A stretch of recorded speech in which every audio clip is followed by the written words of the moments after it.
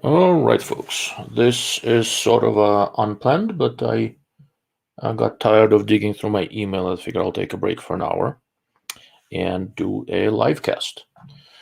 As you imagine, the primary topic of the conversation today is going to be Vortex's new Venom 5-25 by 56 rifle scope.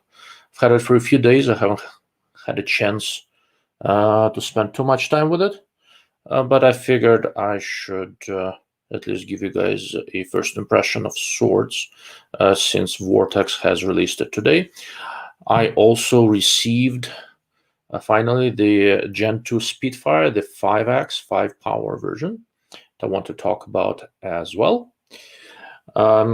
If anybody chimes in, there are people watching already. That's very good. So guys, I assume you can hear me. If you can hear me, please say something or post something in the comments just to make sure that the sound is okay. It should be okay.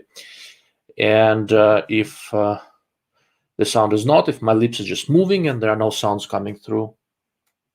Oh, there you go. So JB is here. Thanks, sir. So, and Mr. JB can hear me. Well, thank you. And then we can proceed. Brian is on.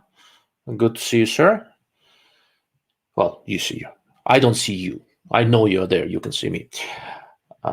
Which for somebody as narcissistic as me, I guess is a good thing. But anyhow, primary topic of the conversation is scopes. And I'll explain what I think of this one so far. It's very early. And if we have time, I'll be happy to do a Q&A. Well, generally ask questions and I'll cover whatever I can. And there are some political developments that may be worth covering if we have time. I don't have that much time, but I'll do the best I can. So I'll switch the camera so we see the Venom and we'll talk about it a little bit. So now instead of being talking head, I become talking hands. Vortex Venom 5-25 by 56. Visually, it looks like a little bit like the Strike Eagle. It is not a Strike Eagle, right? So I've had several people basically go, oh, it is just a Strike Eagle without illumination and locking turrets. No, it is the same configuration as a Strike Eagle. I believe it is made in the same factory. Both are Chinese-made scopes. I don't think it's the same factory. I think it's related factories, right? They're under the same umbrella, but I could be wrong. I do know which factory this is from, and they generally make a fairly robust stuff. It is a Chinese-made scope, right? So I should be able to see it. It says made in China. The big differences from Strike Eagle in terms of controls and stuff, the turrets do have a zero stop, right? It's the same type of a zero stop that Vortex has been using for a while now. If you guys haven't seen it, I'll open it up and I'll show you. It is simple and effective. It does limit the revolution to just under 2 turns. But if you're doing ELR where you need, more than 20 milliradian of, okay, so there is this, it comes, with this ring that you insert it in, and that creates a zero stop. Okay, if you need more than 2 turns, you should be probably buying a more expensive scope. Price-wise, it should shake out about $200 less than the Strike Eagle. We'll see what the street price is. Early emails are suggesting that it is about $500. Historically, you've been able to find the Strike Eagle close to that price range. So I don't know where this is going to end up. I think by the time the initial excitement is over, it will end up being in the same basic $150 to $200 difference between this scope and the Strike Eagle. What do I think? What are my initial impressions? I have not had a chance to go shooting with it, so keep that in mind. I have had a chance to look at it carefully. I've had a chance to look at the optics, and I had a chance to put it in the collimator and run through the turrets, and the tracking so far looks quite good. Okay. Yeah, so JB is saying that's $4.99 in Euro-Optics. Yeah, Euro-Optics and Midway all sent out an email that it's there and available. Vortex has changed the way they do announcements. So they basically, announce a scope and it's ready to ship, which is good. I like that. I'm sure as we go further along, you'll be able to get better discounts on this. And if you obviously military law enforcement, you can talk to Vortex and get a discount now. Optically, it is surprisingly quite decent. I was a little bit surprised given the price, but honestly, I was also surprised with how decent the Strike Eagle was. The even bigger surprise in many ways was the feel of the turrets. I'll put the turrets right by the microphone, so maybe you can hear it. They are nicely tactile. The sound is muted. The feel is better than most other Chinese scopes I've seen. And like I said, I put in a collimator and ran it through 10 milliradians, and it tracked pretty much dead on. I'll explore it more carefully. I will explore it under recoil, and we'll see. We'll see where that takes us. The feel of the turrets to me is better than the Strike Eagle, but that's not surprising because Strike Eagle has locking turrets, and the feel always suffers a little bit. Both are quite decent. There is no illumination. It is a front focal plane scope. Hi, Doug. Okay, it is a front focal plane scope. The field of view is respectable, but less than the Strike Eagle. And the scope is a little bit heavy. It's about 34, 35 ounces. I think it's 4 or 5 ounces heavier than a Strike Eagle. And for the application where it's going to be used, it's not really a problem. The big thing here is that it looks to be robust. It looks to be optically respectable. It looks to have decent turrets. At least the one I have has decent turrets. And it has the same EBR-7B reticle that you can get in the Strike Eagle, in the PST Gen2, and in the Razor Gen2. Why is that? Hey, Mr. Cyclops is here. How are you, Joe? Good to see you, sir. Well, like I said, you see me. I don't see you. I'm okay with that. The fact that this scope has the EBR-7B reticle is sort of a big deal. The Vortex is doing something very clever, and many other manufacturers are not doing that, but some are beginning to, thankfully. They take the high-quality tree reticle, the 7B reticle. I'm not a huge fan of this reticle, but it works. A couple of things in it I would prefer changing a little bit, but it works. And they put the same reticle in a broad range of scopes in terms of price. So, for example, if you want to just learn to shoot the long-range precision, that kind of stuff, and you need the scope to just get into it, you've got the Venom. It's gonna 500 now. Probably you'll probably be able to get it for less as the demand goes down slightly or supply catches up. That kind of stuff. If you need a little bit more features, you can step up to the Strike Eagle, 5 to 25, right? And you have the same reticle. Everything you learned about using this reticle now is easily transferable to the next scope up in terms of price. You want something that's a little bit more compact, a little bit lighter, like for precision semi-auto, for example, you step up to the Vortex PST Gen2. I happen to like the 3 to 15 by 44 very, very much, but the 5 to 25 by 50 is also very, very respectable. For an accurate gas gun, that may be a better option, a little bit slimmer, a little bit lighter. Very nice field of view. You step up to that, and boom, you've got the same reticle. You want a heavier scope for your competition gun, a long-range bolt gun, something like that. You step up to the Razor Gen2, 4.5 to 27 by 56, and you have the same reticle. If you're an experienced shooter and you just have a lot of different guns and you want to be able to, let's say, have your main precision gun and gas gun and a 22 to practice on, and you do not want to spend the money on the Razor Gen2, on every scope, or you don't want to deal with the weight and all that sort of stuff, you have a lot to choose from. Right, and every time you look through a scope, you will have the same familiar ABR 7B reticle.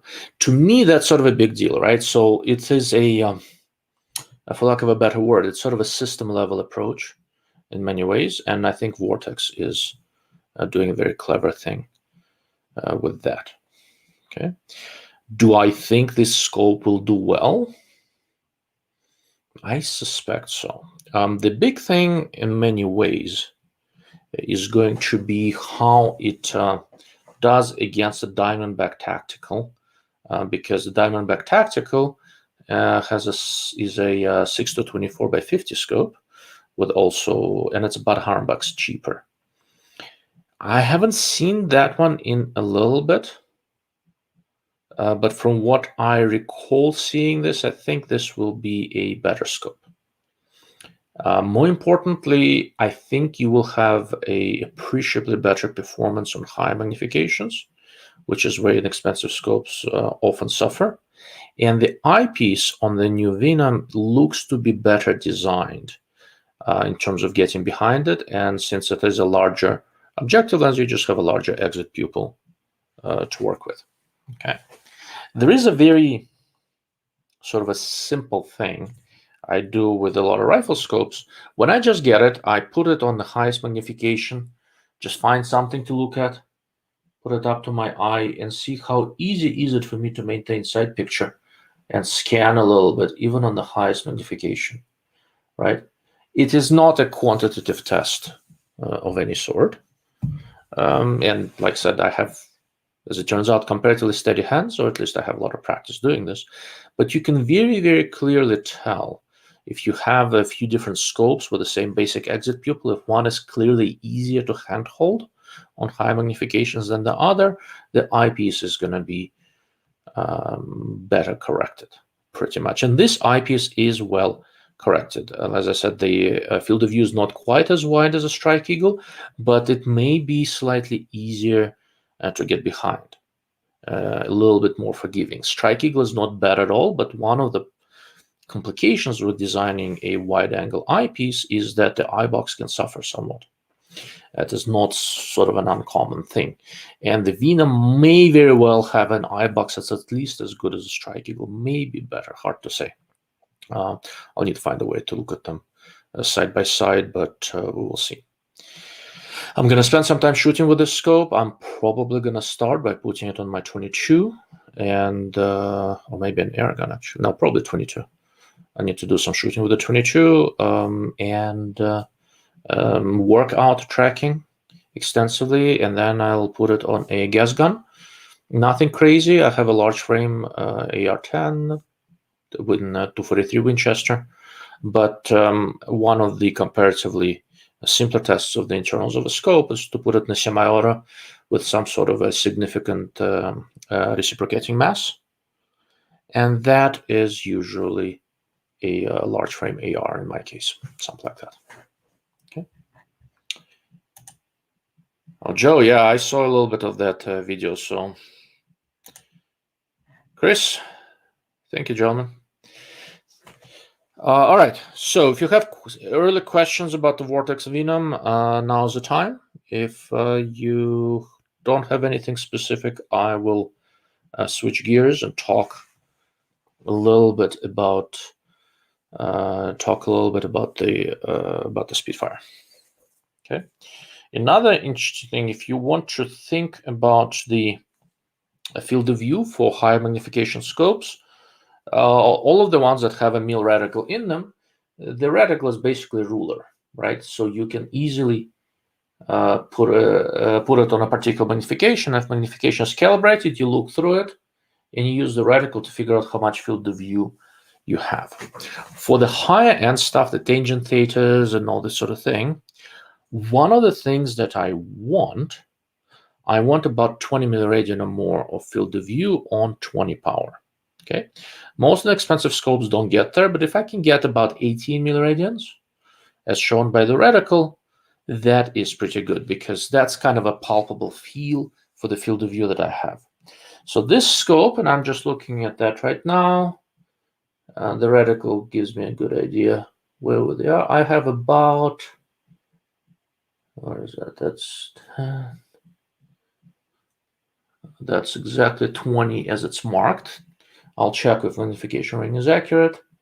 And I've got almost 20 milliradian of field of view, about 19.8, 19.6 milliradian field of view on 20 power. And that's kind of a big deal. Okay. All right, JB.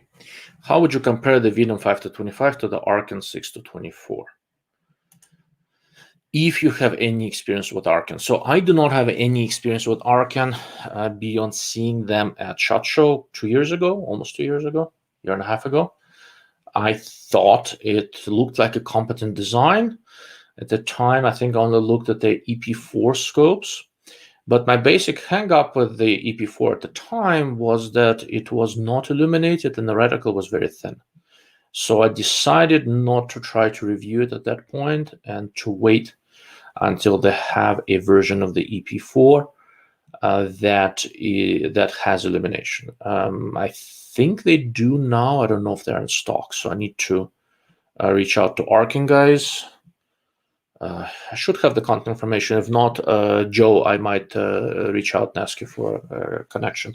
I know you talked to those guys. I haven't talked to them in 2 years. And I'd like to get my hands on one and look at it. Until I do, I can't really compare Arkan to the Venom, unfortunately. Okay. I have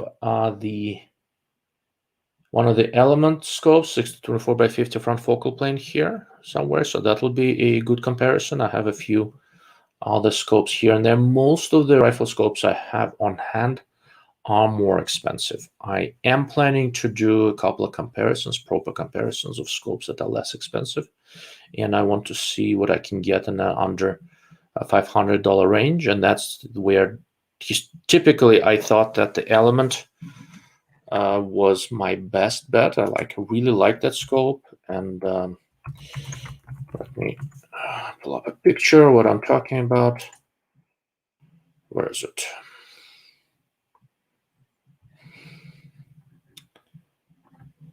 So yeah, so the Helix FFP would be the one in this price range. It's not a perfectly identical configuration, but I happen to have one here, and historically it's been my recommendation for under $500 precision type scope.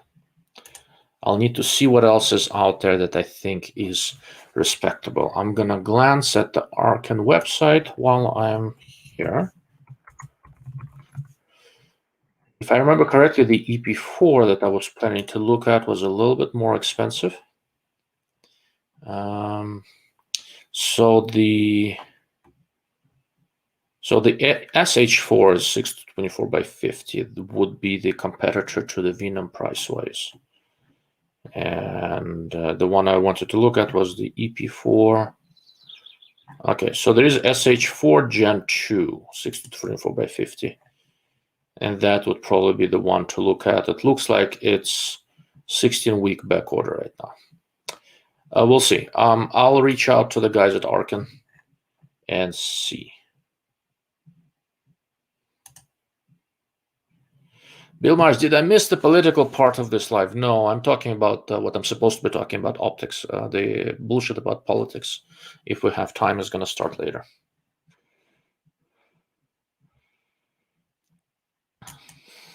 As you may imagine, with all the stuff happening in the Middle East, I have a few words to say.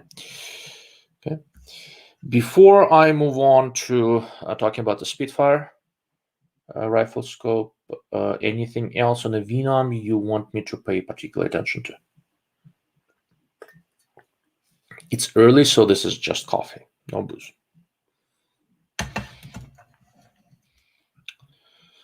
Okay. So while you guys are thinking about it, let's talk a little bit about the Spitfire Prismatic. Okay, so that's the Venom, and this is the Spitfire Prismatic. You know what? Before I want to give you some reasonable size comparison for the Venom so that you get an idea of where it fits. And let me see what I have on hand that works. Okay, here we go. Okay. So what I have here is the Delta Striker, not the same price and all that, but it's a 4.5 to 30 by 56, so it's not a bad size comparison. I'm gonna take the eyepiece cap off, and let's see. Okay, so size-wise, the Venom is more or less where it needs to be, I think. Most 5 to 25 scopes that are not called March will be in the same general size range. Okay, so not bad, and reasonable amount of mounting space. In terms of physical packaging, the Venom looks like a decent scope. Venom, I don't know. I'm Russian. What do I know about pronouncing English words, right? Okay. Spitfire 5 power. Okay, it is a tiny freaking 5 power prismatic. I've had it. It's been on back order for a while. I finally received one. I like it. To give you an idea, so I've looked at a good number of tiny prismatics, and that's a different field. So this is the Burris RT3, and I have a suspicion that the Vortex Spitfire 3 power prism is a related design. And looking at weight and everything, I mean, you can kind of see why.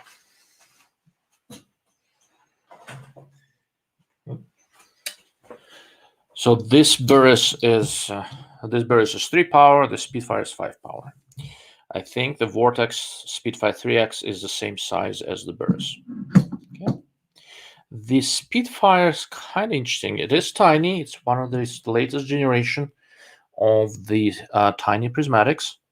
The illumination controls in this case are on the side, which I don't like too much, but they had to move it here because on the top is a mount for a small red dot sight, something, and I think a doctor footprint red dot sights will fit. From Vortex, that would be both the Viper and the, I guess, Venom red dot. I guess it's Venom, not Venom. But any real doctor footprint prismatic is going to fit. I'm going to put an actual doctor. Where's this thing? Oh, here it is. I'm going to put on the actual Doctor Sight 3 on it, since I have one, and it's basically going to fit here. There's a cover there that comes off, and that's basically what it's going to look like. Okay. 5 power, and it looks like a respectable, decent 5 power in such a compact package is not a bad thing. And my very, very brief initial look suggests just like the rest of this new crop of prismatic scopes, this one looks to be really respectable. Mounting it is going to be pretty straightforward. It comes with 2 mounts. This is the tall AR mount, and it comes with a low mount as well. But if you look at the mounting pattern carefully, you'll recognize it as compatible with all the different Aimpoint micro mounts. And I have a few nice ones. I think I have a Geissele one that I'll probably put on here. The elevation windage adjustments are exposed, but they require a screwdriver and they're flush, so nothing's going to catch on anything. The only thing that kind of sticks out a little bit is the battery cover. That's not really a big deal, and it doesn't seem like it's going to snag on much of anything. And overall, the package looks respectable. I looked briefly at how bright the illumination is, and it's not bad. I didn't take any through the scope pictures. I've been very time limited. But once again, I put this on a gun. Can't show you a gun yet until locals get their live casting capability going. I put it in the gun and I moved around with it, and the reticle stands up in the brightest light. It's not nuclear bright, but I can see it. Okay. In light that's not super There we go, now it's off. In light conditions that are not super bright, I can actually do the bin the naming concept with this adequately well. I can keep both. I mean, I've had a lot of practice with it with Acogs and stuff. But basically, I can keep illumination is bright enough where I can keep both eyes open, and as I transition, I have a reasonable aiming point. Not quite like a red dot, but decent. But given that you can have an auxiliary red dot on top of it, it should work. The reticle itself is a pretty standard segmented horseshoe, right, with bullet drop for a 223. Haven't had a chance to work out the exact how well it fits, but I briefly looked at the drop values. Vortex provides all the data, and it looks like it should be reasonable. Do I have any early conclusions? No, not yet. You know me, it takes me a little bit of time to form conclusions, but I will say this. One of the problems that I found with Burris RT3 was that the reticle was very thin, and comparatively, not so much very thin, but comparatively small. And with Swamp Fox prismatics, like the Tri-Hawk, the reticle is huge, and that's right in there.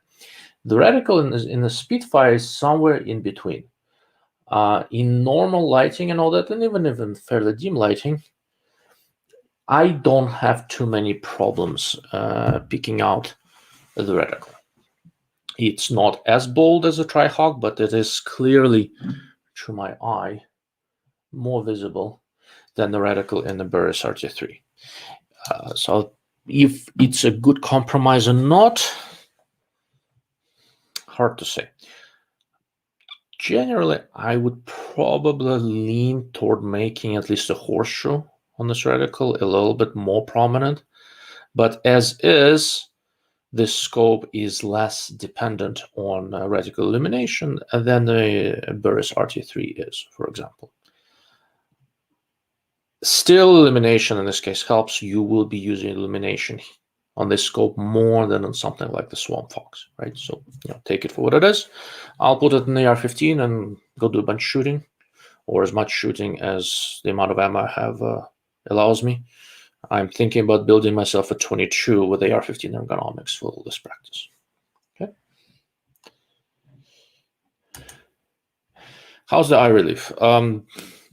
It seems to be also, look, so that's about eye relief, right? So, put your finger on it, right? It's roughly a finger's length of eye relief. So just under 3 inches, fairly forgiving. I can move my eye a fair bit and maintain the aiming point, even when it's not illuminated. Right now, it's not illuminated. So the eye relief is pretty respectable. Can't really complain. Okay. All right. So that's the sort of my first take on the Spitfire. As I've mentioned before, I've got a warm spot in my heart for various prismatics. I like how compact they are. So I make it a point to get a reasonably broad cross-section of different prismatic designs just to see how they all fit, how they all work, and where the advantages. One of the really interesting things is what magnification is optimal for prismatic rifle scopes of this type. And I don't really have a good answer for that. But I can see why in a 5-power prismatic, even a very compact one like the Spitfire, they made sure to add provisions to get a piggybacked red dot sight. Because 5-power is already enough magnification where speed-wise, even with a bright reticle, you will be significantly slowed down. Right? I putzed around, like I said, with it a little bit to see if being an aiming concept works, and it works. I plan to also mess with it a little bit and to see if I can use it as an occluded eye gun sight. Right? Basically, cover the objective. It has these tethered covers that I happen to like. So what I want to play with is cover the objective, turn on the illumination, and see if I can use it as an occluded gun sight. Even like this, basically, it works pretty well. But and like I said, I don't have 4S, so occluded eye gun sights actually work pretty well for me. But what I do not know if this is going to be bright enough to use in broad daylight, and that's something to experiment. In low light, it will definitely work fine. Okay, either as a bin the naming concept thing or as an occluded eye gun sights. Okay. Oh, there we go. So JB, I had the SIG Bravo 5X prism. That thing was not compact and was a tank, but it was daylight bright and had a huge field of view. Yeah, SIG Bravo is actually quite good. Swamp Fox has a full-size large prism version of a 5-power prismatic coming up, so that's going to be interesting to see. I like prismatics, but once they start getting big and heavy, I always have this in the back of my mind. Why would I choose, if it's big and heavy, why would I choose this over low power variable? There are some differences in balance. People make a claim that they are more robust. It's kind of questionable, honestly, a little bit, because modern low power variables are quite robust. But honestly, as more of these get used, we will have a better idea of whether they are robust or not. But the compact prismatics, like the 3-power Burris, like the 5-power Spitfire, the 2-power primary arms, I really like that guy. That scope's about to go with me to Alaska. They definitely have a place because they are substantially more compact and lighter than low power variables. Now, low power prismatics that are large prism variants like the Swamp Fox Trihawk, I mean, they are bigger than these, but they're still substantially smaller and lighter than low power variables with a mount, and offer really nice and wide 3-power field of view. There are advantages to it. Once you start trying to make a wide field of view prismatic that's at high magnification, the weight starts creeping up there. And I don't really know where this inflection point is, if you wish, where at some point you just go, screw this, I might as well go get a low power variable, get a little bit more flexibility, or if you should be staying with a prismatic. It's going to be interesting. I plan to explore this in some length and see what I can come up with.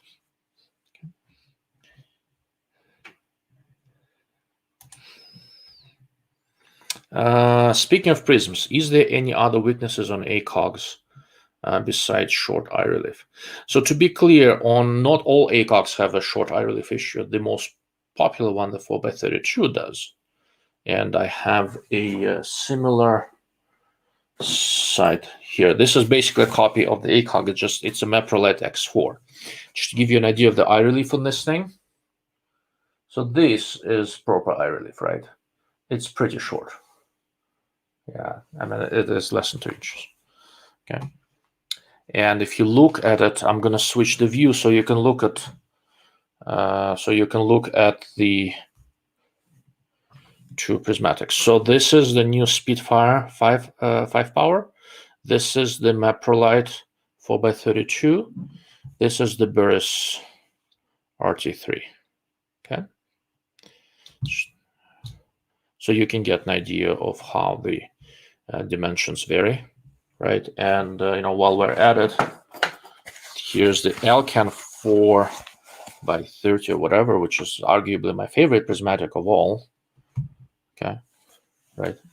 So these and this have larger prisms and wide field of view and all sort of stuff, but the weight is there. However, even with these larger devices, once you count the weight of the prism and all that, there's still a size and weight savings. But as you go to high magnification, it's not nearly such a simple choice anymore. Okay. Now, the question on do Acogs have other weaknesses? Well, the biggest weakness of the Acog pattern in many ways is really the price, because these less expensive prismatics are getting really competent. Now, they're all made in China, so if that gives you trouble, then that's not for you.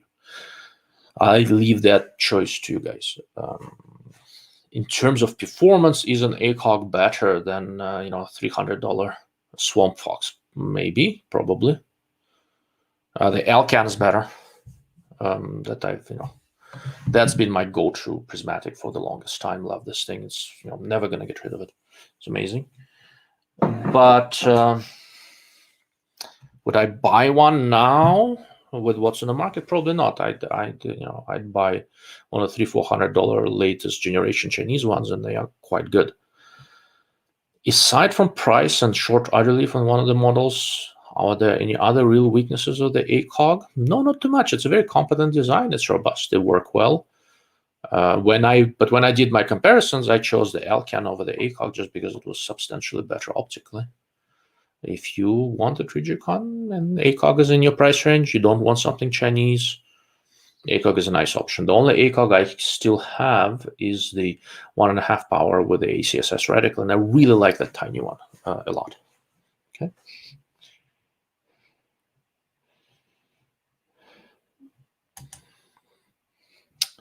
I think you could take off the rails from a SIG Bravo 5 that frees some weight. So the rails don't weigh all that much. The most of the weight in a prismatic is not the housing. Aluminum is lighter than glass. Those prisms are beefy. The lenses have a lot of weight. If you took off the rails, you'd save maybe an ounce and a half, maybe 2 ounces at most. But most of the weight is not in that, really. Okay. Yeah, the 5x or 6x ACOG sizes seem out of control. It's not so much out of control, it's intentional. If you want to maintain wide field of view with higher magnification, you kind of have to have that. It's the same business with the red dot magnifiers, right? If you look at the field of view of the 6-power magnifiers, I have the Aimpoint, which I like a lot. It's comparatively narrow, and that's the compromise for keeping this thing of manageable size and weight, right? It's all basically, you look at it and think about what compromise makes sense to you. I did exactly that. I decided a low power variable over the Bravo. Yeah, it's a perfectly reasonable choice. To me, prismatics make the most sense where I get some sort of an advantage in weight and packaging. Once the weight and packaging get up there, I might as well go to variable scope. I think they're reliable enough now.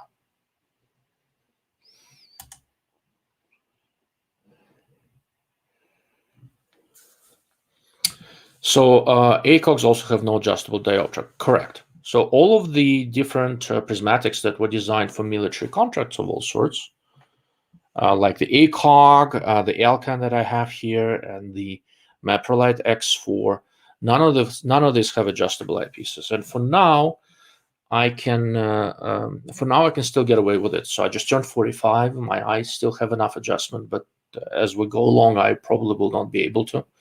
And then, we'll go to my kids or something. As you get older, having an adjustable eyepiece makes a big difference. SIG, to their credit, put an adjustable eyepiece on their prismatics.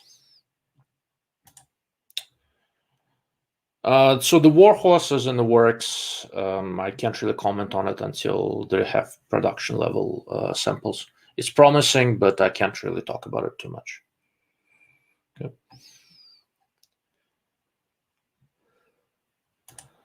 And that includes the reticle, but I think they'll do well with the reticle overall. Okay.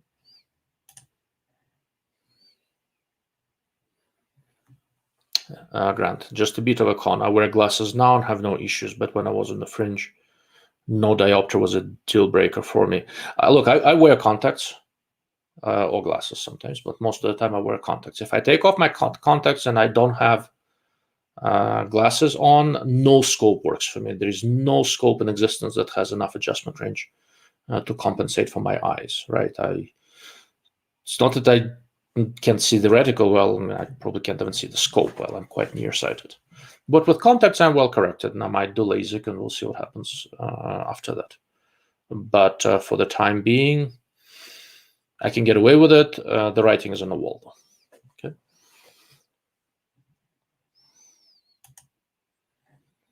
That answer speaks volumes. Thank you. Look, I don't do reviews on anything that's not production. I can say that I think it's promising. It is promising, and I think it'll do well. But it's not ready for prime time yet. There is more work to be done, and they're doing it. But until until we're closer to production, I can't really get into details. Okay.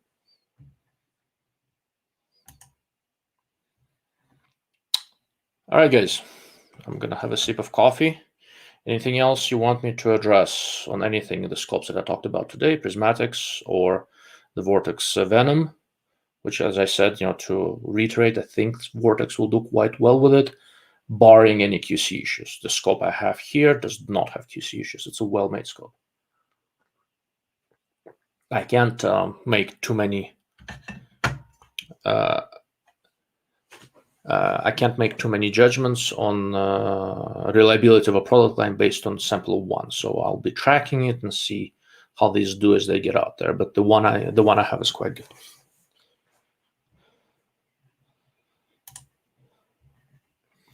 I don't know too much about coatings, but I looked through other Leupold scopes with twilight management. It seems that it lets too much blue light in, gets my eyes tired very quickly.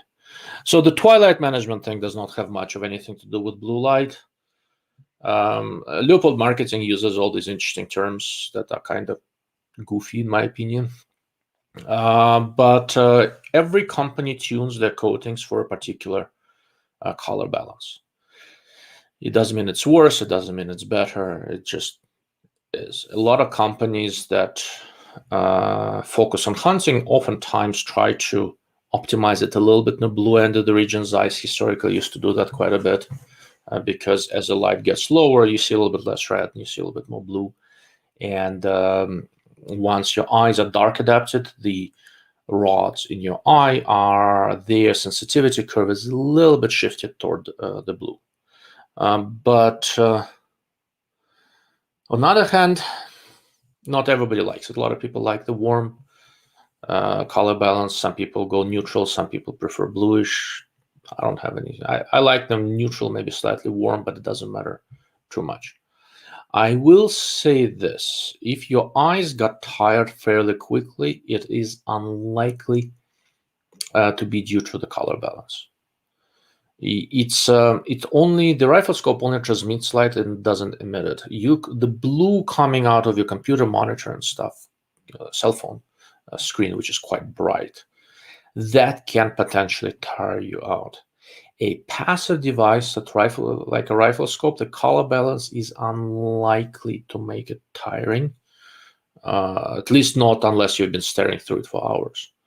What will make your eyes get tired if there is some distortion there that's moving around, if there are some optical aberrations that your eye is trying to make sense of, if your eyepiece was not adjusted perfectly, things like that will make it tired. In many ways, I don't know if you were there when I talked about the Leica PRS scope. One of the things that I sort of concluded with that scope was that after I used it for an extensive amount of time, one of the things that stood out was how forgiving it is and how little, comparatively speaking, eye fatigue I was getting with that scope. And that's one of the things that really makes many higher-end scopes stand out. Like I can stare through my tangent theta forever and a day. All right, PRS was not quite that forgiving, but definitely up there, and it's a lot less expensive, and that was a big deal. With a lot of less expensive scopes, you do get eye fatigue fairly quickly, but it's not an issue with color balance or warm or cool image, that kind of stuff. It's usually some sort of an effect of distortions and aberrations of all sorts. Good. JB, have you heard anything about tracks 1 to 8 low power variable? To my great shame, I have to say I have not. I was planning to email the track guys to ask about low power variable and the upcoming 2.5 to 15 front focal plane scope, and I just forgot. I don't know if you guys are on my website, so my wife's grandfather passed away last week, and I was behind and in disarray already, and that's kind of a big deal. He was a great man. And, it was 98. It was not unexpected, but it is still, it is a big deal. So I really have not had a chance to deal with tracked. I need to shoot them an email and see what the ETAs are and go from there. Okay. Whew, I need more coffee.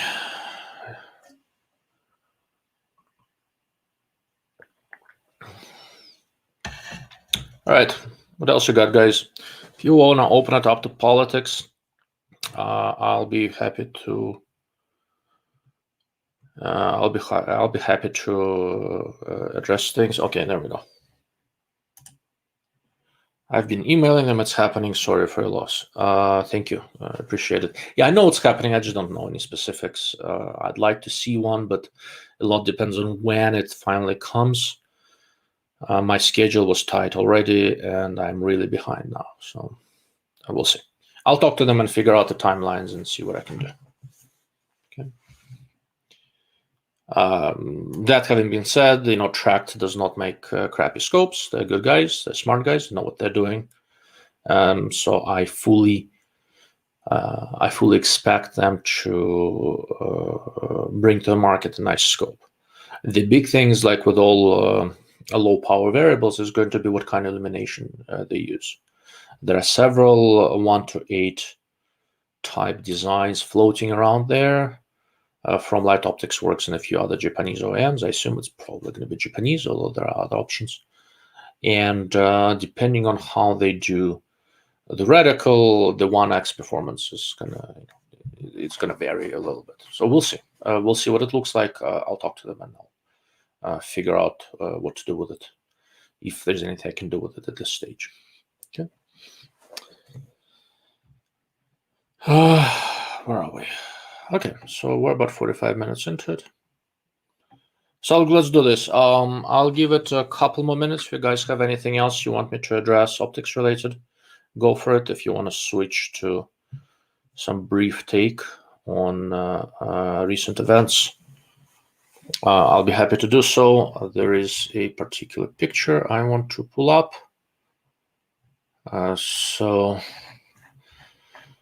And I will do that while you're thinking.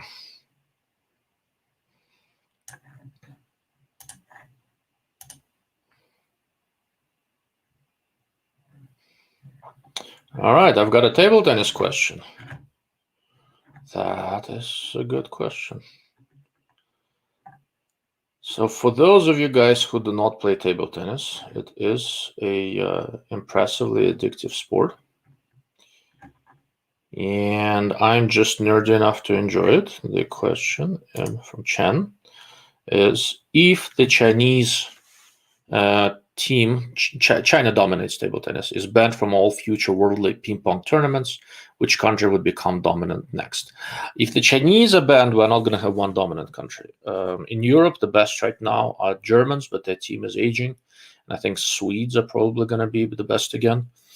In Asia, both Japan and South Korea have very strong teams.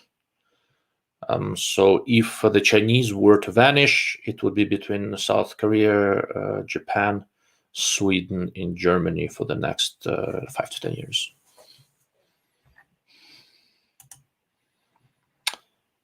Last question from me. What is the max magnification you will put on a 556 gas gun SPR type rifle? 10 power, 15 power, 18 power? It's a good question. I'm not seeing the image I was looking for. I'll find it. It is a very good question. It's not a very well phrased question, and I'll explain why.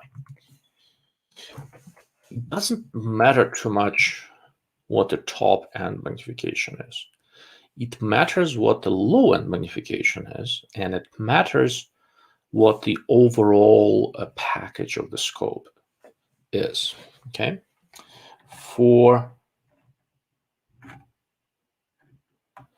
Why do I not see? Oh, there we go. I found the picture I was looking for. Okay. When I think of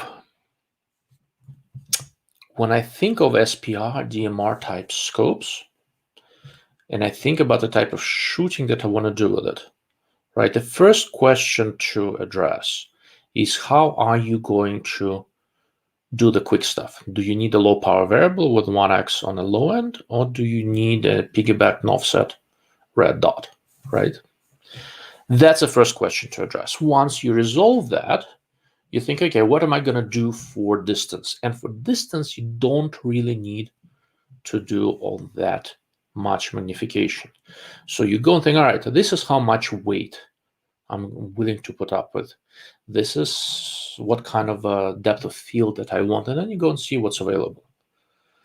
On the current market, there aren't a whole lot. I really like 2 to 10 scopes, and not because 10 power is a lot of magnification. It's a good amount of magnification. It's sufficient. But because I can envision a number of 2 to 10 scopes that are fairly compact and lightweight and work well with offset red dot sights. A good example of a design, I don't think it's made right now, but I really liked it, and I would like to have seen a further development of that, was the Vortex Gen1 PST 2.5 to 10 by 32. It was fairly lightweight, it was fairly compact, it was quite respectable optically, worked well with an offset red dot. I think it was a very good SPR type scope. However, this typical magnification range is really not addressed too much by manufacturers of today. But the magnification range that does get a good amount of attention is something like 3 to 15, right? If I were to make a near perfect, for me, SPR type scope, and given that I always lean a little bit toward long range, I would want a 3 to 15 by 36, for example. And the reason for this smallish objective is that I want it fairly compact, and I can put up with small exit pupil on 15 simply because I'm not going to use it too much on 15. It's for when I have good light, that kind of stuff. Would I be undergunned with a 2 to 10? No, I just want it to be even more compact. I think the bigger question is what kind of objective lens diameter you want to put up with, because that in many ways will determine the overall size and weight and length of the scope. And I would really love to have something in the 36, 38 millimeter range. But that segment is nearly dead. We go from 32 to 42, right? I'd like to have something in high 30s because I sketched a few things out. You can make a very compact 3 to 15 by 36 rifle scope if you put your mind to it.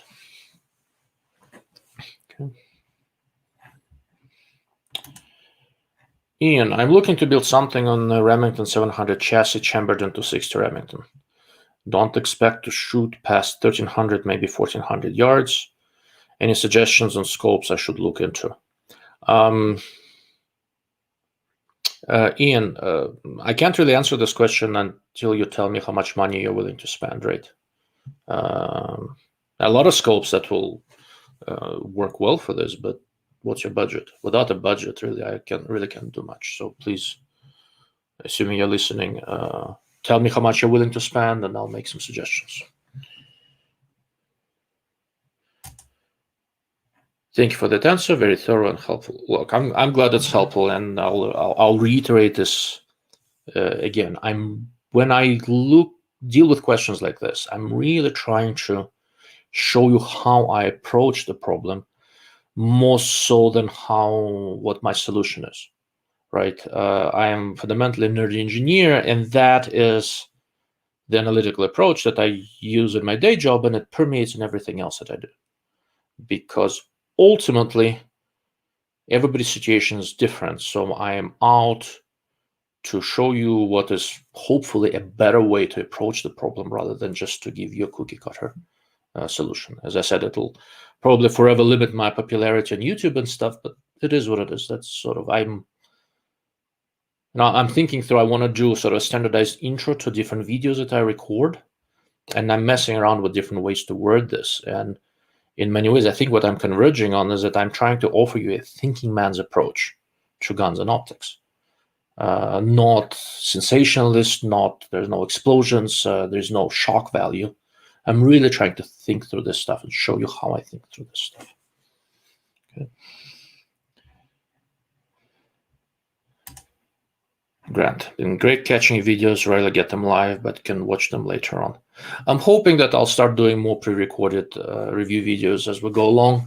The big advantage of this whole live casting thing is that there's less preparation and editing and all that. I basically think through something for a few minutes, or sometimes longer, grab what I want to show you, I have the camera set up and I just get in front of the computer. In many ways, a proper review video may be more helpful in many ways. But right now, the way my life is with family and all, it's hard for me to do those. But the live casts, at least I can spit out a few here and there, answer some questions, hopefully do something useful. Okay. Ian, no more than 3,500 for the optic. Okay, so to Ian, as a reminder, Ian is looking for something for 260 Remington, shooting to 1,400 yards, no more than 3,500. It all comes down to how you shoot. Not all, a lot of it comes down to how you shoot and what kind of reticles you like. 3,500 gets you a lot of scope. So let's assume 3,500. So Doug is saying ZCO or Schmidt and Bender. ZCO is kind of the edge of what you're looking for. You should be looking at something in the 5 to 25 by 56, 5 to 30, that sort of general range. And a lot depends on what kind of reticle you like. You can oftentimes get a really good deal on Schmidt and Bender 5 to 25 by 56. That's probably still my favorite of the PM2 line. And if you like to dial, MSR or MSR2 reticles are very good. And if you like tree or grid style reticles, I don't like Horus, there's no secret in that. But Schmidt's GR2ID, their grid reticle, GR2ID, is quite good. That's always a good option. At around $3,000, there is always the Minox ZP5. Minox has been very quiet lately, but the 5 to 25 by 56 is a good scope with the MR4 reticle. I've mentioned earlier the Leica PRS. So their grid reticle, the PRB reticle, I dislike immensely. It's kind of like Horus, almost as bad. But the L ballistic reticle is nice, simple, clean, and very, very capable. And it's a little bit under $3,000. So if you like to dial for elevation and hold for wind, like a PRS 5 to 30 by 56 with L ballistic reticle should definitely be on your list. What else is up there? So I really liked the Leupold 7 to 35 by 56, but I don't remember. I like illumination on scopes like this. The one I looked at did not have illumination. They have new PR1, PR2 reticles that are quite competent. So if you don't need illumination, Leupold Mark V with a PR2 or PR1 reticle probably should be on your list as well. Let's see what else. So US Optics, I just looked. If you don't need a lot of magnification, US Optics FDN 17X 3.2 to 17 by 50. It's actually a very nice design. They have a high magnification design, but I haven't tested it, so I really can't tell. But if you don't need a lot of magnification, I don't use a ton of magnification. That scope would work quite well, and it's also right around $3,000. So that's basically your price range. If you can find a used Tangent Theta, Z-Comp, I mean, those are the best, I think.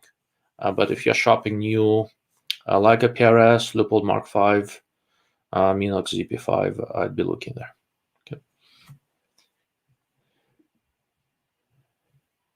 Okay. Yeah, with the Zico, Schmidt, and March, I don't know what you get for 3.5. So I like to think about it just about 3K or thereabouts plus minus, and I don't know if you can get the latest March in that, but they have a 5 to 40 by 56 Gen 2 coming that should be right around 3.5, I think, a little bit under with the new March turrets. That should be a good option. Okay.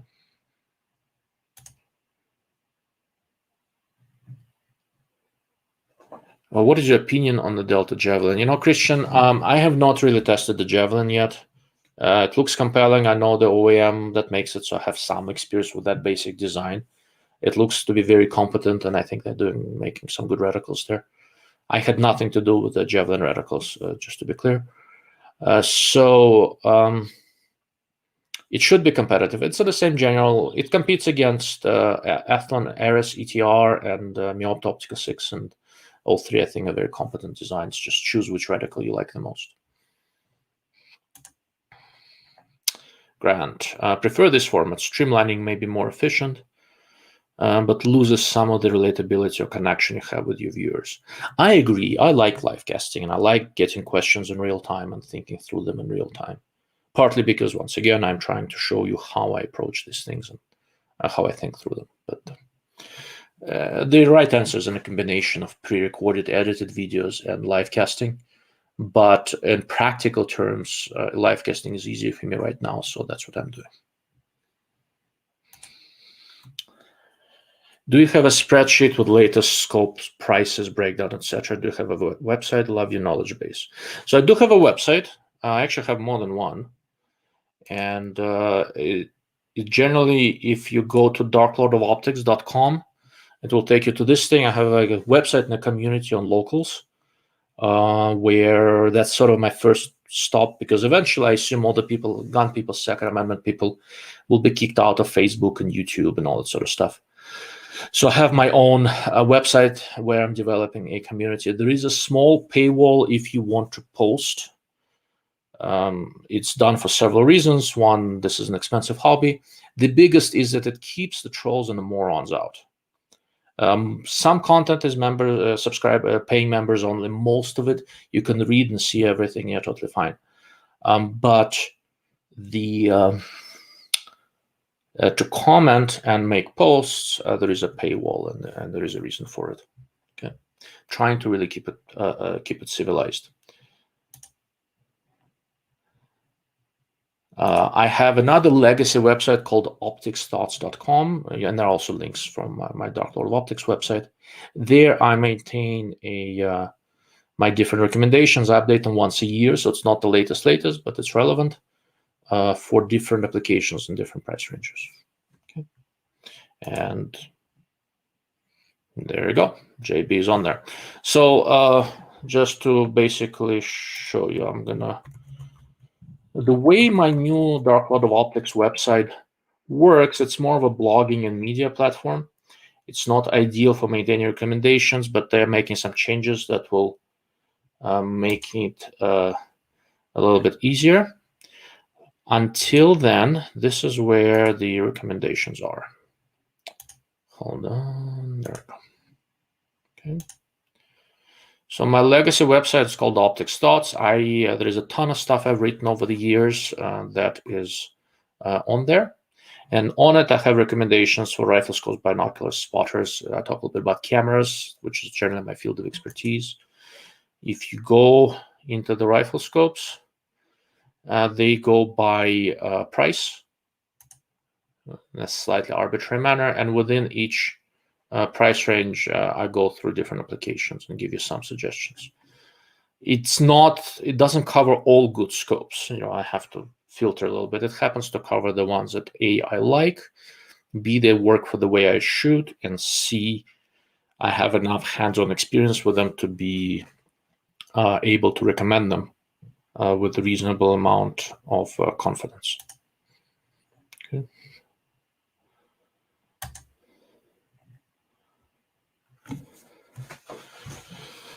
Haven't seen any reviews about the new Bushnell Forge 1-8x30 with 34mm tube. Any info?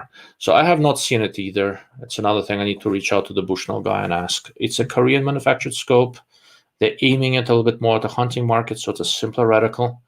It should be a competent design, but I have not laid eyes on it. Okay. Ian, that helps considerably. Thank you. There we go.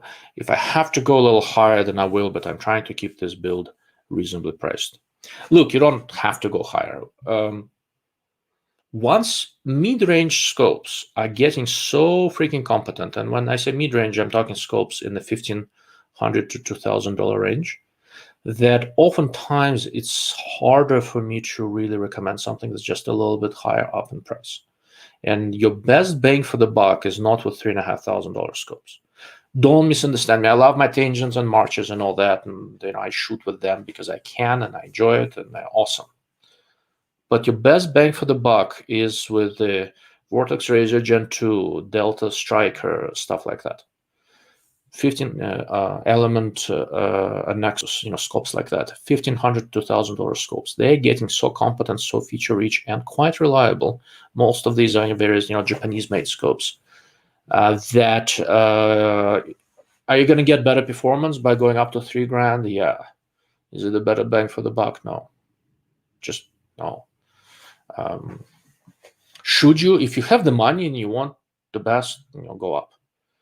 If you want to keep price reasonable, I wouldn't even go for $3K. I'd drop down to $2K, and get something in that range. But it's, it's entirely up to you. Okay.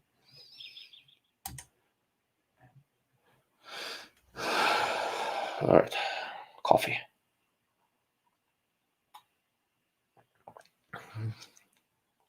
All right, guys, what else you got?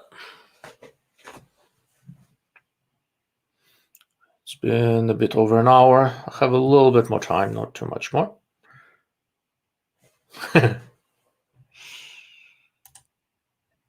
Politics time. All right. How about you start this then? Throw a question at me and we'll see where that goes. For those of you who are new to this, I think most of you know who I am and what I am. I am formerly Russian Jew, now an American Jew. I grew up in the Soviet Union. I left Soviet Union in 1991. So my formative years was the collapse of the evil empire. I don't know and understand communism quite as well as my parents or grandparents do, but I likely have a better feel for it than most people who have not grown up there. And I'm something of a history buff, and I find politics annoying but important, so I pay attention. So that's basically my basic background, and Mr. JB is opening up with what's going on in Israel. So general disclaimer, I'm far from being an unbiased observer because I go to Israel all the time, have family there, my wife is Israeli. I've never lived in Israel, I've spent a lot of time there. The basic situation between Israel and Hamas is probably best described by this little picture. Let me pull that up. There we go. Hopefully you guys can see it well. So just to describe, on the left is a Hamas bomb shelter, Hamas or Palestinian, whatever you want to call it. A bomb shelter is where they hide the rockets, and they use women and children to protect the bomb shelter. And on the right is the Israeli bomb shelter, where the Israelis try to protect their women and children, and with the soldiers and Israeli rockets protecting them. Fundamentally, Hamas uses women and children to protect their rockets. Israel uses their rockets to protect their women and children. And that's basically as succinct of a summary as I can make. Right now in Israel, we have a ceasefire. I'm sufficiently far removed from it. I don't know if it was a good idea. I think the way this usually works is that Hamas or Islamic Jihad or some other terrorist entity from Gaza, usually from Gaza, starts shooting rockets in Israel. Israel retaliates, trying to take out Hamas infrastructure and Hamas leadership the best they can. The Hamas persists until they decide that they need a break. They parade they hope and pray that some of the Palestinian women and children will be killed, because then Hamas takes pictures and goes to complain to the world community that Jews are being mean again. Then once they run out of rockets or the infrastructure is damaged enough, they say, okay, we're ready for a ceasefire. Israel, misguidedly, in my opinion, agrees to a ceasefire, and that gives Hamas a chance to reset and regroup and prepare again, and then in a little while we'll start again. How quickly we start again, I do not know. It's hard to say. They should have still a good number of rockets, but maybe they'll start next week, or maybe they'll need a little bit more time to regroup. But basically, this particular ceasefire has not resolved anything, and We will be repeating this exercise again after some period of time. The fundamental problem, unless you want me to, I'm not going to spend too much time talking about the two-state solution, all sorts of stuff. The fundamental problem is that Hamas, Islamic Jihad, Fatah, which is the dominant party in the West Bank, none of these guys have any interest in a two-state solution. The only solution that is acceptable for them is for all of the Jews to be either dead or not in Israel. That's pretty much it. All of them will agree to one solution. One solution only, which is the complete destruction of the state of Israel. Anything else is not acceptable to them. So how you're supposed to conduct negotiations given that, I have no clue. But that's pretty much where we are. In many ways, and that's not new, right? So that's always been like that.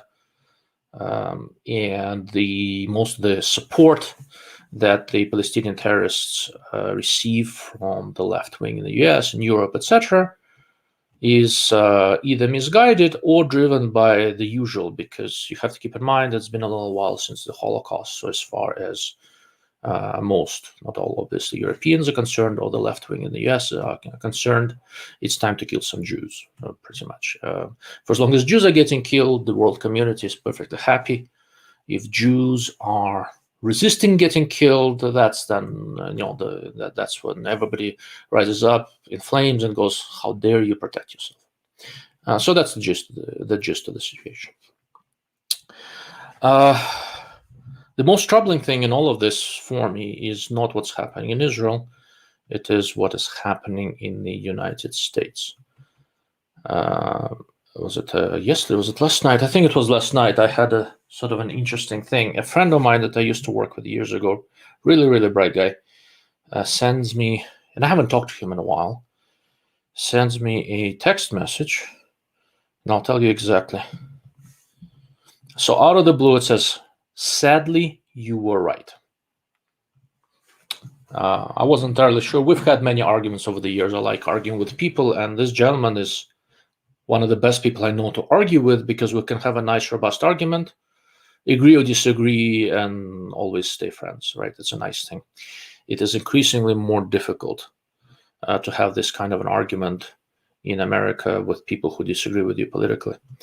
But with this guy, he's a libertarian, so we have a lot of agreements and a lot of disagreements, but we always had a nice argument. And we once had this argument where I told him that persecution of the Jews is going to start here again, and he thought it was not going to happen, or at least didn't think it was going to happen this soon. And he remembered that looking at the news from New York and Los Angeles, and a few other places, and thought it send me a message and admit that. What is happening and what is a big deal is that Jews in America are being attacked just for being Jews, right? Not for being Israelis. They're not Israeli, and not for supporting Israel. Nobody knows if they're supporting Israel or not. These are Jews who look like Jews in some sort of religious clothing, with a kippah or something like that, and they were attacked by pro-Palestinian people in America, who were some were Palestinians, some were just the usual white lefties, usually white upper middle class left-wingers. They're typically the most violent type. It's not the poor people, and Jews were being attacked. Even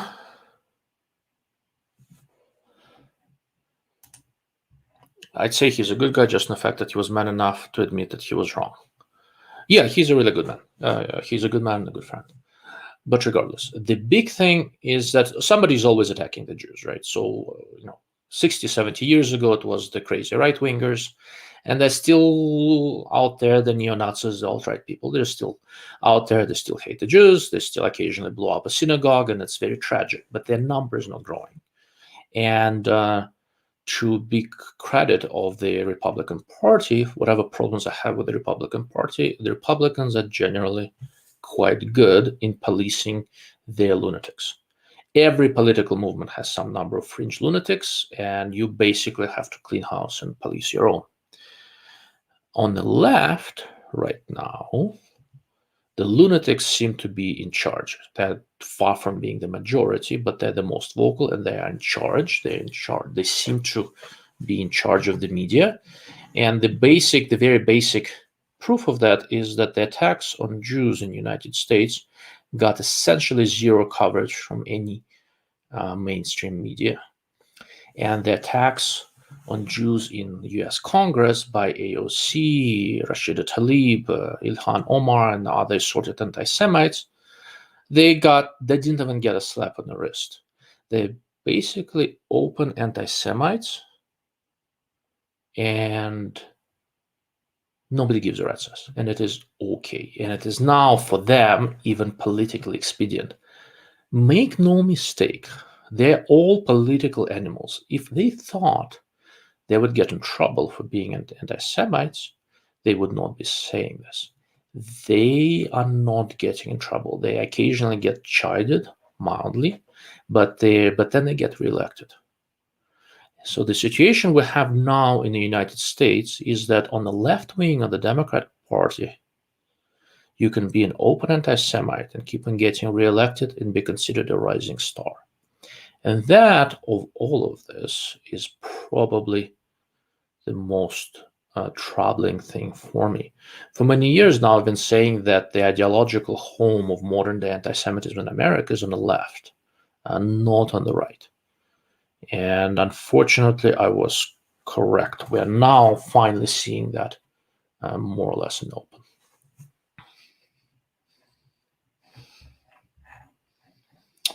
All right, some comments. Chris, it's only difficult to argue with those who don't recognize logic or truth.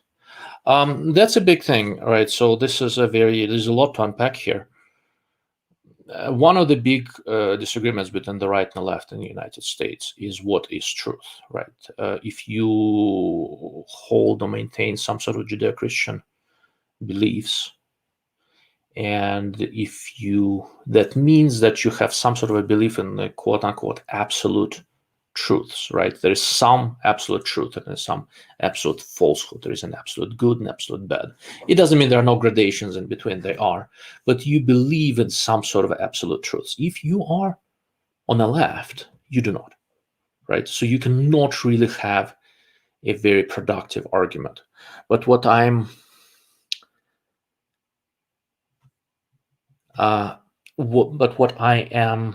the point I'm trying to make is that all I want to have a polite disagreement and walk out of this without you thinking that I'm an evil asshole that should not live.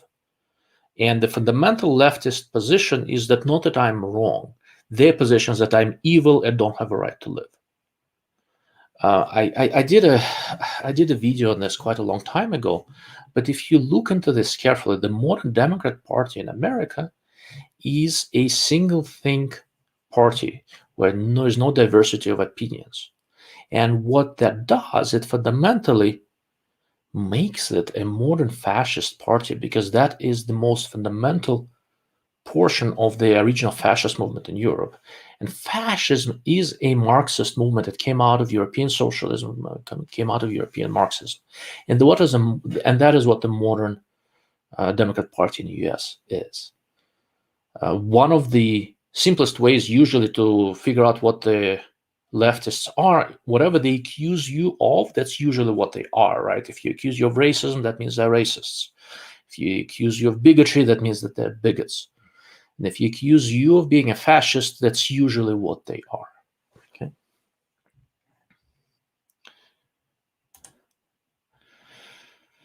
The lunatics are in charge. That's a true and frightening statement. The lunatics are kind of in charge. Hard to say. They're definitely on the left, in the Democrat Party. The lunatics are definitely ascendant. We have an empty suit in the White House. Joe Biden has no idea where he is. So whoever is in control of him, whoever is giving him marching orders, we don't know for sure. Now, his statements on the Israeli-Palestinian conflict right now were not too bad. At least he made some perfunctory statements that Israel has a right to defend itself.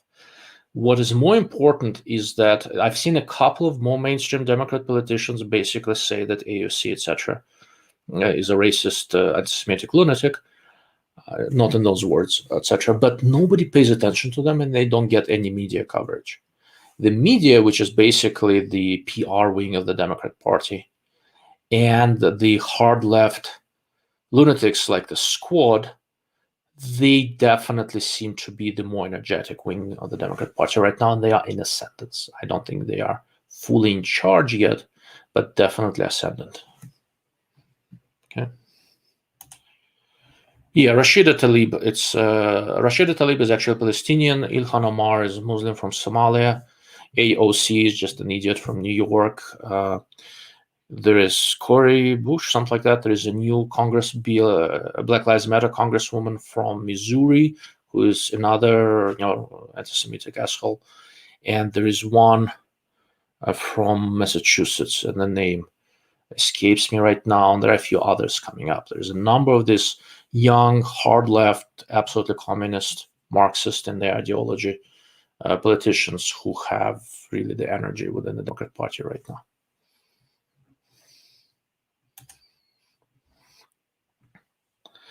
In your opinion, how much the ideology being paraded in America is from the infiltration of communism, meaning an intentional plan that has been in the works for years?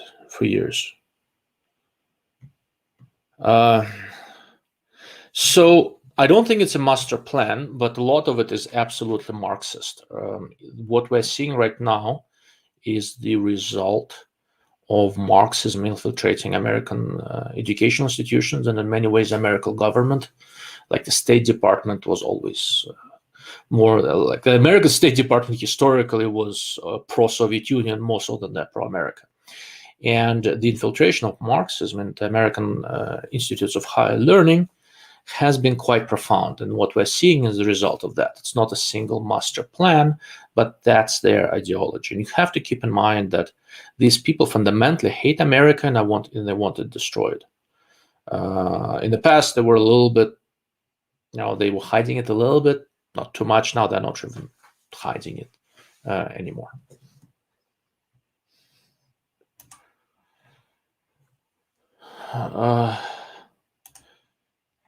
AOC has said that she's a Sephardic Jew descendant. Yeah, there is no proof on that. She can say whatever the hell she wants. A bunch of hard left Jews who are the worst enemies of Israel and most other Jews, so that's not uncommon. And B, it's possible that she's, but there was no proof, and it really doesn't matter.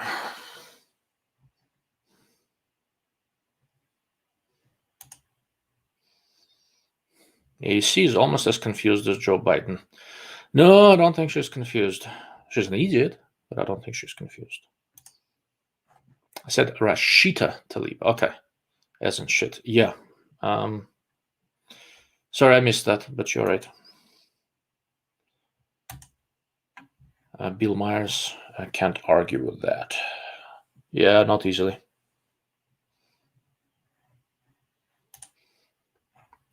JB, great observation. The way Chinese Communist Party got power in China was they lied to people that they would get land, prosperity, justice once they got into power. Same pattern could happen in the US too.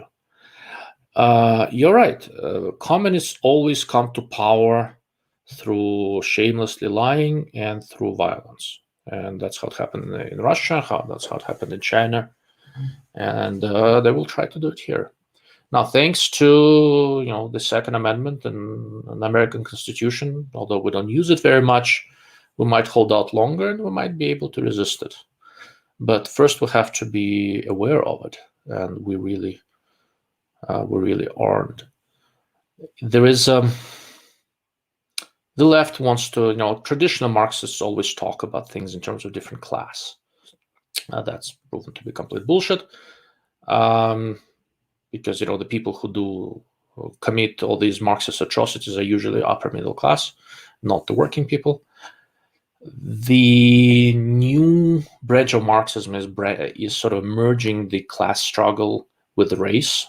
So that's why the Democrats say everything is about race, because basically the leftists are a bunch of racists.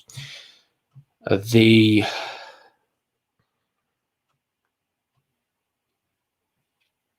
reason why they do this is that they need to be able to divide people in categories and turn them against each other. That's basically how the left works. When you talk about different people, race doesn't matter. White, black, green, yellow, pink, purple with blue stripes. It doesn't matter, right? Where if you look at the genetics, we're not all that different. Culture matters. Culture matters tremendously, and this is something that the left understood well before the right did. You have to fight for the culture, and a big part of what we think of culture is values. Within the Western Judeo-Christian world, we have a very clear idea what our values are. But we really don't pay a ton of attention to what the left-wing values are. They don't have a whole lot of them. We make this assumption that if a left-winger, a lefty of some sort, lives in America, that lefty has American values. They don't. For the left, there is really only one value. They value power, and their pursuit of power is everything. Nothing else really matters. Truth, all of the logic, all of that is not their value. Okay, so lying to achieve their goal, deceiving people, any amount of violence and slaughter and rivers of blood. If you think what people who espouse Marxist ideologies, how many lives were destroyed in the 20th century, at least, due to the ideology of Marxism, it's mind-boggling. But none of them are even marginally ashamed of it, because any amount of blood, as long as it's not their own, spilled in pursuit of power is perfectly justified to them. Marxism is fundamentally a creed of guilt and envy, right? They instill either envy or guilt, and in whichever way they divide people and work with that in pursuit of power. They have nothing else. That's basically the only value they have. Nothing else matters. Okay.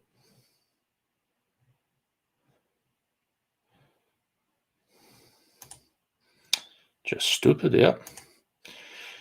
A house divided cannot stand. Depends on how badly it is divided and what the divisions are. It's okay to be divided. It's okay to have an argument, but you have to be divided into factions that can talk to each other, argue with each other, and use some sort of logic and reason to figure things out. If you're divided in completely incompatible parts, then yeah, the house divided cannot stand. How to suggest talk to a lefty who's in your family, but you don't want to hate each other? Do you have experience or suggestions? I have experience. I don't have any good suggestions. I really don't know. Leftism, because like I said, leftism is a creed of envy and guilt. These are very, very strong emotions, and leftist argument is fundamentally emotion-based. And because of that, it's not really very susceptible to any sort of a logical argument. It comes smart, and this is one of the reasons why it generally works so well on smart people, because it's not activating their logical thinking. It's basically activating their emotions, which disable their ability to use logic and reasoning. And that's how smart, educated people buy into this nonsense. I don't know how to get them out of it. I'll be damned if I know. You have to keep trying, mildly and gently. Don't get upset and don't yell, and hope that over time something is going to sink in. But I have not had hugely good luck with that. So.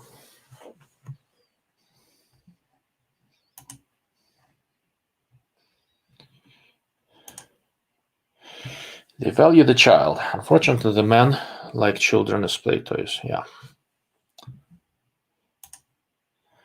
Avoid that talk. Yeah. We have some family members who are well to the left of us. They're good people. I think they're just wrong. I try not to have too many political arguments within the family. Now, somebody starts one, I don't shy away from it, but I don't initiate them.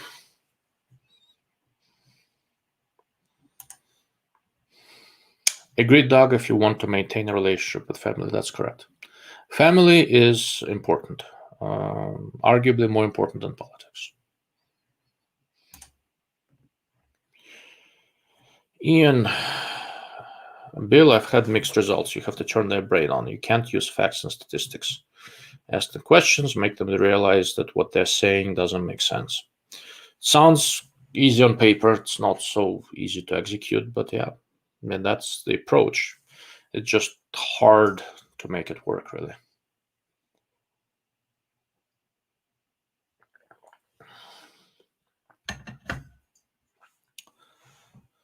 All right, what else you got, guys? It's been about an hour and a half. I do need to get back to work sooner than later. I'll be happy to address a couple other things: politics, optics, guns, you name it.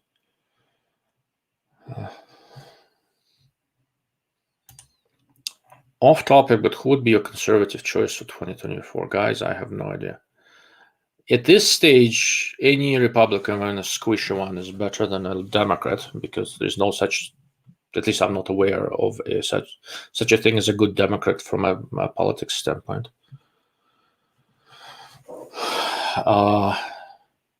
If election wasn't rigged, I agree, definitely, yeah, it's not easy. Okay, and for president. So I really don't know. From the standpoint of good governance, honestly, I like Nikki Haley quite a bit. I think she was a good ambassador to the United Nations. She was probably a decent governor in South Carolina. Perfect, no. Decent, yes. Better than what we have now, by far. I hope Trump doesn't run. I would like to see somebody younger. I liked some things about Trump, dislike others. I would have voted for him. I voted for him. I would vote for him again in a heartbeat, but I hope he doesn't run. I want to see the next generation. Ted Cruz is a very smart guy, but I don't think he does that.